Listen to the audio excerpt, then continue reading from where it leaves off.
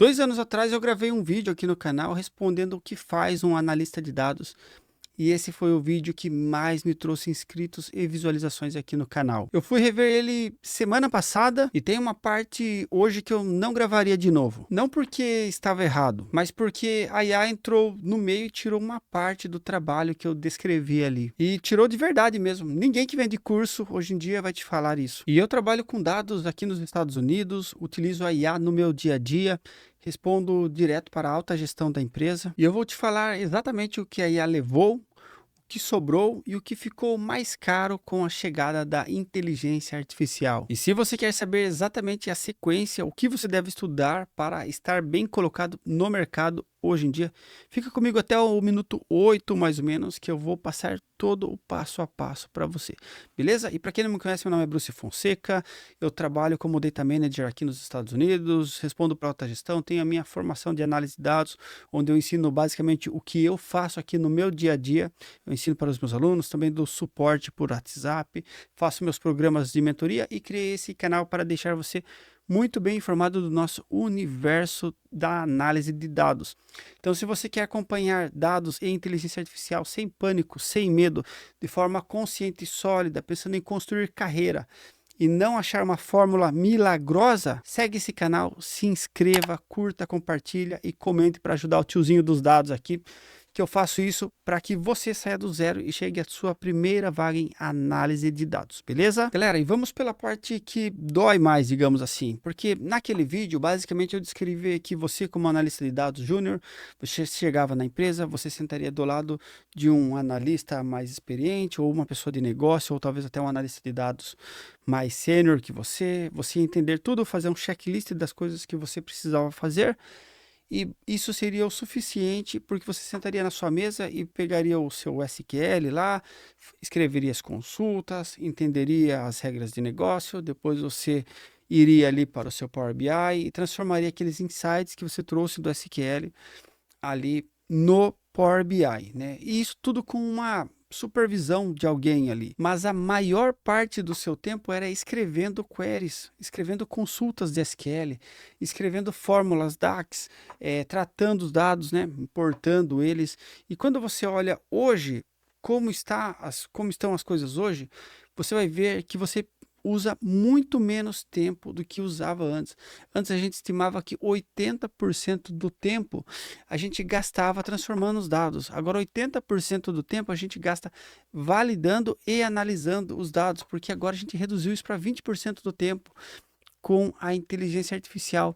E o problema é que isso muda totalmente a abordagem do analista de dados. Então, se eu vier aqui falar para você, estude apenas inteligência artificial, abandone o Power BI, abandone o Excel, abandone o Python. Cara, isso não vai te ajudar, isso vai te atrasar. Agora, se eu falar para você, estude apenas Power BI, SQL, Python, isso também vai te atrasar, porque o mercado mudou. E o que está acontecendo no mercado é que as pessoas estão indo pelo hype. O que é o hype, pessoal? É como se você estivesse encontrando uma ótima oportunidade, uma área que paga muito bem, que é muito confortável, que é fácil de aprender e que você trabalha de qualquer lugar. Isso é o hype. E aí, para convencer você disso, as pessoas acabam criando uma narrativa, e essa narrativa elas reforçam com o marketing digital, através de repetição, repetição, repetição. Você acredita e compra o curso dessas pessoas. O que eu quero dizer para você é que isso não vai ajudar você, não vai ajudar você a entrar no mercado de análise de dados e inteligência artificial, porque mesmo que a inteligência artificial ela está fazendo todo esse trabalho, que era 80%, agora é 20%, esse 20% que você faz, ele precisa ser muito bem embasado em um conhecimento técnico que você tem que adquirir.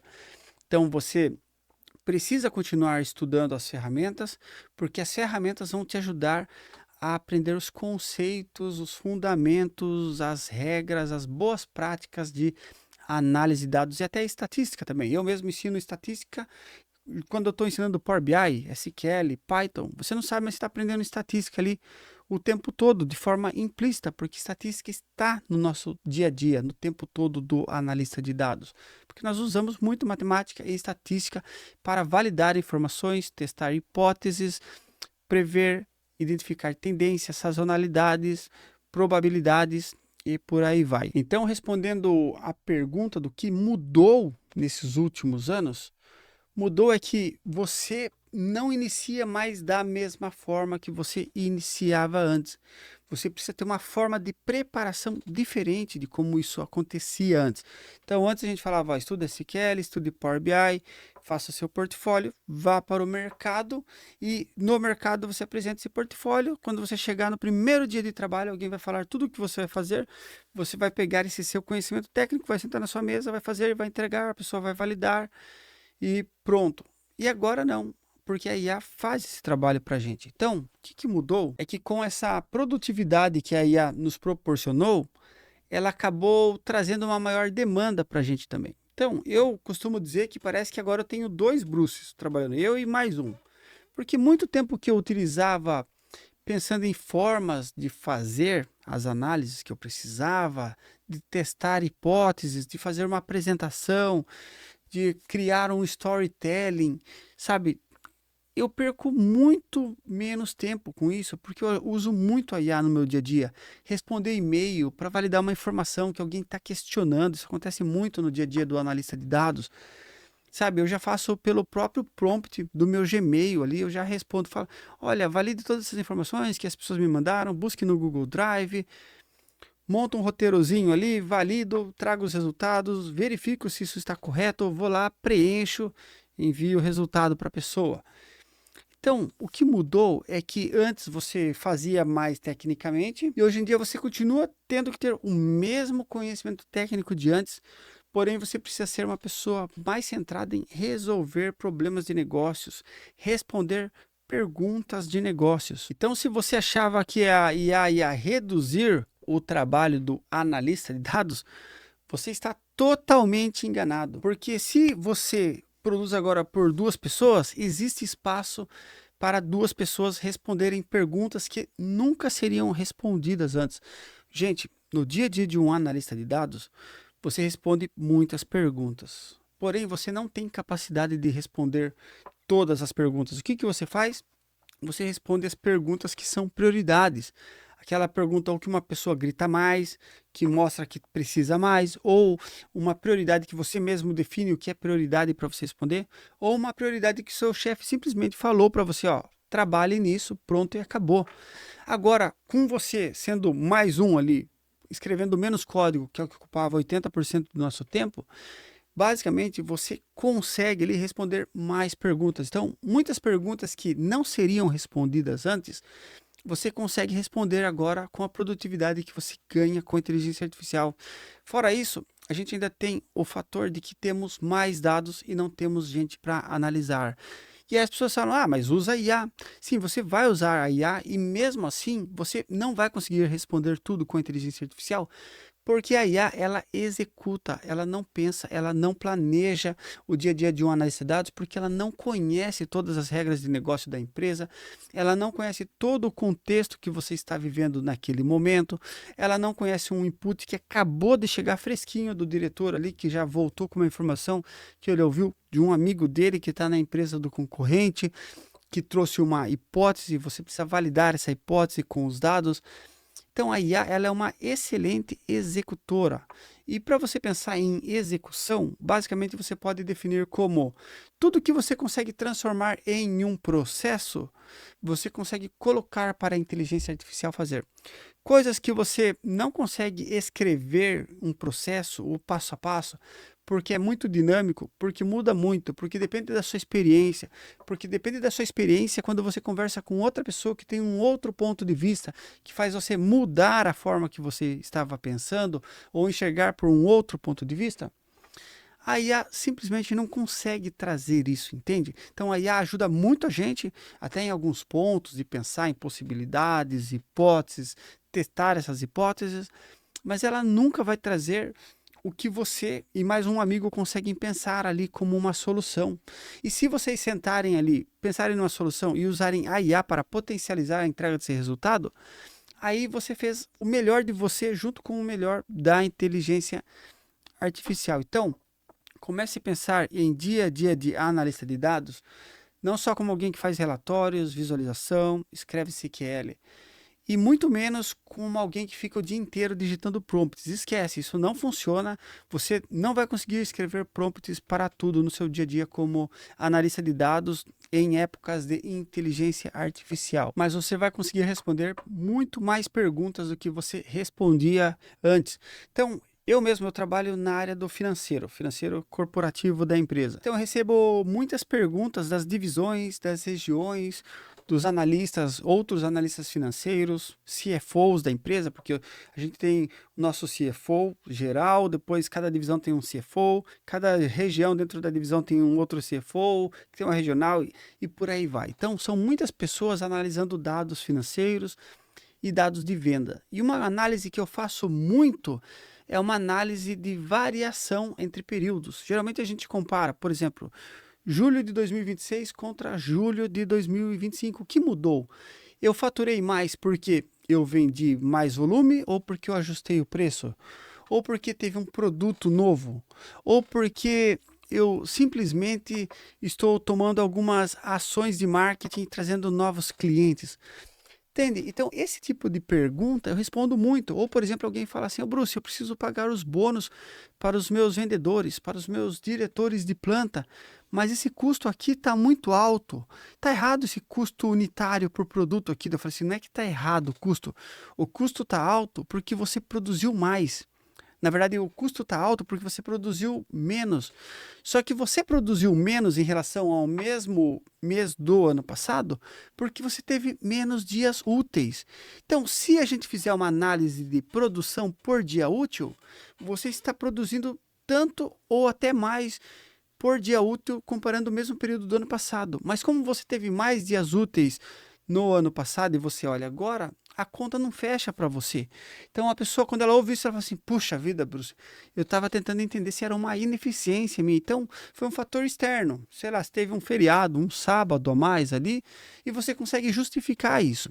Quando eu também trabalhava no Brasil como coordenador de eficiência, basicamente a gente tinha que olhar esses dados e justificar. Por exemplo, a gente falou assim, parou uma planta e aí eu não consigo ir buscar produto naquela planta com o meu caminhão. Aí eu tenho que sair aqui de Paulínia e ir lá em Belfort Roxo, no Rio de Janeiro, que além de perigoso é longe pra caramba ainda, né? E aí você fala assim, como que eu consigo justificar isso, Bruce? Se o meu caminhão deveria ir para Paulínia, ele sair de Mauá, ir para Paulínia, agora ele de Mauá, ele vai até Belfort Roxo e entrega para os clientes ali na região, coisa e tal. Gente, eu tive que desenvolver um algoritmo. Esse algoritmo, basicamente, ele calculava a rota antes, né? Por exemplo, de Mauá até Paulínia, fazia os clientes, voltava para Mauá. Então, quantos quilômetros deu aqui? Esse ciclo aqui de Mauá, Paulínia, clientes, Mauá. Beleza, deu 500 quilômetros. Agora ele sai de Mauá, vai para Belfort Roxo, de Belfort Roxo ele passa nos clientes, dos clientes ele volta para Mauá. Quantos quilômetros deu? 1.200. Então, eu tinha 500 quilômetros, agora me deu 1.200, eu tenho 700 quilômetros a mais, entende? Então, eu falo assim, ó, não é que a gente foi menos eficiente e por isso a gente gastou mais, mas é porque a planta parou, eu tive que buscar produto em outro lugar, eu buscando produto em outro lugar, uma viagem de 500 quilômetros virou 1.200, me gerou uma ineficiência de 700 quilômetros. Quem vai pagar isso? Sou eu, que cuido de transportes, ou é o diretor que parou a planta sem avisar ninguém lá? Fala, pô, interessante, entende? Então, geralmente a gente está mais preocupado em responder ineficiências, porque as ineficiências, valores negativos, são coisas que cobram a gente antes dos valores positivos. Eu lembro que quando eu comecei na empresa aqui nos Estados Unidos, eu sempre, até quando o pessoal pedia para eu fazer tabelas, eu sempre gostei de apontar muito essa questão de cores, né? O que é negativo fica vermelho, o que é positivo fica verde, o que é neutro fica ali no amarelinho. E pegou essa moda, e aí um dia eu fiz um dashboard diferente e meu chefe falou assim, era um CFO, ele falou assim, Bruce, cadê aquelas cores de vermelho, amarelo, verde aqui? Eu só entro no dashboard procurando o que é vermelho agora, né? E quando ele me falou isso, eu falei, pô, cara, que massa ouvir isso, né? Então, a gente no começo, e até quando eu comecei na análise de dados, eu lembro que em 2011 eu cheguei a fazer entrevista para entrar na Market Data, que era uma empresa de marketing, E geralmente era assim, eu trabalhava com SQL o dia inteiro e do lado eu trabalhava com estatístico. Então eu trabalhava extraindo os dados para o estatístico e o estatístico fazia validações, pedia para alterar as queries. Hoje em dia não existem mais essas duas pessoas fazem a mesma coisa hoje em dia, entendeu? Então, de 2 anos para cá o mercado já mudou muito. Só que eu acho que mudou para melhor, porque hoje em dia eu foco o meu tempo realmente analisando melhor os dados, validando melhor as informações. Eu consigo entregar muito mais do que eu conseguia há 2 anos atrás, por exemplo, ou sei lá, 4 anos atrás, antes da inteligência artificial. Mas, gente, vou ser bem sincero, a minha vida não ficou mais fácil com a inteligência artificial. Eu entrego o dobro, ajudo o dobro, mas eu ganho o mesmo salário, fui reconhecido por isso, eu ganhei aumento, coisa e tal, mas o meu tempo continua sempre nos limites ali, pessoal. Eu não tenho uma vida desconfortável, muito pelo contrário, minha vida é muito confortável trabalhando com análise de dados, eu sou muito bem valorizado aqui na empresa, muito respeitado também, os americanos tratam eu muito bem aqui, também eu sou suspeito para falar, o pessoal gosta muito de mim aqui na empresa, eu gosto muito de trabalhar com eles também. Mas eu continuo trabalhando tanto ou até mais do que quando não tinha inteligência artificial, porém eu consigo entregar muito mais, eu consigo contribuir, consigo agregar muito mais valor para a empresa do que eu agregava antes. Agora, tem duas formas de você entrar no mercado de análise de dados. Uma é se você está começando do zero e você vai aprender as ferramentas que eu ensino lá na minha formação. E a outra é se você já tem uma profissão e vai ter que aprender as ferramentas lá na minha formação. Por que eu falo isso? Porque assim, se você está começando do zero, você vai precisar desenvolver projetos, vai precisar fazer portfólio, vai precisar aprender as ferramentas também. Porém, se você também já tem uma profissão e quer migrar para a análise de dados, você tem uma vantagem muito alta, porque você já tem regras de negócio da área que você atua. Gente, se você atua com vendas, se você atua com produção, se você atua com People Analytics, ou se você atua com RH, se você atua com financeiro, contabilidade, engenharia, coloque análise de dados no seu dia a dia. Não importa se não estão reconhecendo você hoje por isso. Olha só, eu estava conversando com uma aluna hoje mesmo, que ela pediu demissão essa semana, porque semana que vem ela vai começar numa consultoria. E ela trabalhava com crédito e cobrança. Outra aluna também, que trabalhava com RH, departamento pessoal, folha de pagamento. Agora ela é consultora de People Analytics, gente. Um aluno que era motorista, vai começar agora, já começou, ele migrou para a torre de controles porque começou a aprender dados, entende? Todos eles estão usando a inteligência artificial, mas eles não estão, sabe? Eu uso a inteligência artificial para tudo, olha, eu criei uma skill aqui, super poderosa, olha, eu estou usando RAG, eu estou usando Loop Engineering, sabe aquela sopa de letrinha? Não, gente. Eles estão seguindo um caminho sólido, uma base sólida, sem hype, sem modinha. Eles estão estudando para migrar de profissão, para ter uma profissão que eles vão ser melhores remunerados, vão ser mais reconhecidos e que vão ter uma qualidade de vida e vão ter mais tempo com a família deles, gente. Então, é isso que eu falo. Então, é sem hype. E se você está considerando mudar de carreira, dá uma olhada na minha formação, o link está aqui embaixo, é o primeiro link na descrição. Olha, você vai ver que é tudo muito sólido, muito transparente, você vai ter o meu suporte, eu mesmo dou suporte para os meus alunos, vocês têm acesso ao meu WhatsApp, ó, até tem gente já fazendo pergunta que eu vou responder daqui a pouco antes de dormir, que hora que eu terminar de gravar esse vídeo. Então, você quer mudar de área ou você quer, na sua área, adicionar a análise de dados para você ser um profissional mais valorizado? Entre hoje para a comunidade de análise de dados. Lá você vai contar com o meu suporte, com o meu treinamento, com o que eu ensino, que é o que eu vivo aqui nos Estados Unidos e é coisa que eu já fazia no Brasil, sei lá, há 10 anos, mas a gente vem adaptando com a modernidade da nossa área. Beleza, pessoal? Então, no dia a dia do analista de dados, antes era escrever código e agora simplesmente é responder perguntas, mas você não vai poder deixar de aprender a escrever código. Beleza? Meu muito obrigado, até a próxima. Valeu!